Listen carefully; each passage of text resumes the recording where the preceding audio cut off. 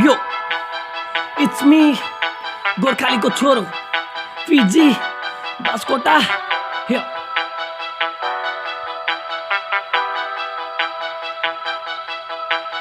जसले रगत भरिएको हामी गोर्खाली यो देशको रक्षा गर्छ गोर्खे आफ्नै ज्यान फाली जङ्गल पाडी बसेका थिए हाम्रै पुर्खाली हिँड्नु पर्छ हामीले आफ्नो शिर उचाली यो जसले रगत भरिएको हामी गोर्खाली यो देशको रक्षा गर्छ गोर्खे आफ्नै ज्यान फाली जङ्गल पाडी बसेका थिए हाम्रै पुर्खाली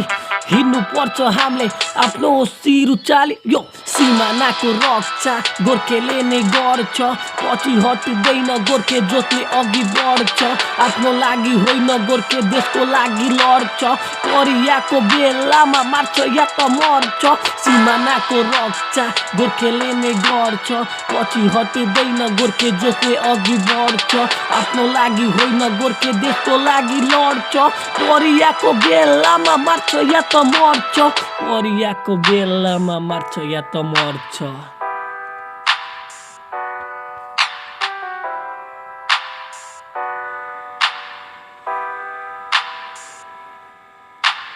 जातपात छैन यहाँ छैन कोही पराई एउटै जाति हाम्रो गोर्खाली दाजुभाइ पाखुरीमा बल्छ गोर्खे बस्दैन दौडाई देशको रक्षा गरेको छ शत्रुलाई हराई जातपात छैन यहाँ छैन कोही पराई एउटै जाति हाम्रो गोर्खाली दाजुभाइ पाखुरीमा बल्छ गोर्खे बस्दैन दौडाई देशको रक्षा गरेको छ शत्रुलाई हराई देशको रक्षा गरेको छ शत्रुलाई हराई यो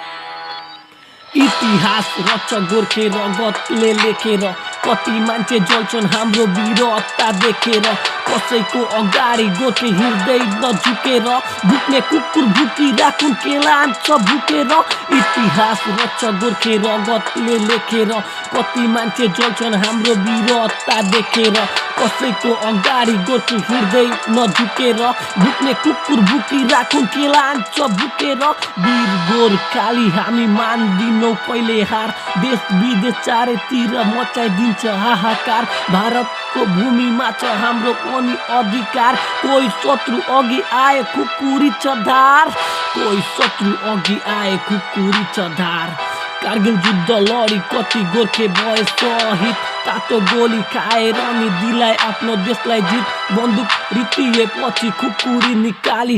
वीरताले राखो बाली देखाउने गोर्खाली हामी बन्दुक रितिएपछि खुकुरी निकाली वीरताले राखो बाली देखाउने गोर्खाली हामी बन्दुक रितिएपछि खुकुरी निकाली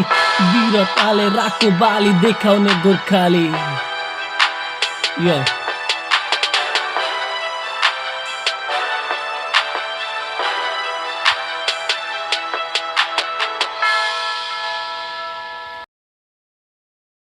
नमस्ते, मेरो नाम पिकु बास्कोटा।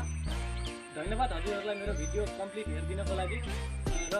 यो भिडियो चाहिँ मैले मोबाइलबाट रेकर्ड गरेँ र अडियो पनि मोबाइलबाट रेकर्ड गरेको त्यसले गर्दाखेरि क्वालिटी त्यति राम्रो आएन जस्तो भयो नि हजुरहरूलाई कस्तो लाग्यो तल कमेन्ट गरिदिनु र राम्रो लाग्यो भने लाइक गरिदिनु सेयर गरिदिनु र मेरो क्यामेराम्यान दीपक बास्कोटा मेरो भाइ उहाँलाई पनि म धन्यवाद भन्न चाहन्छु।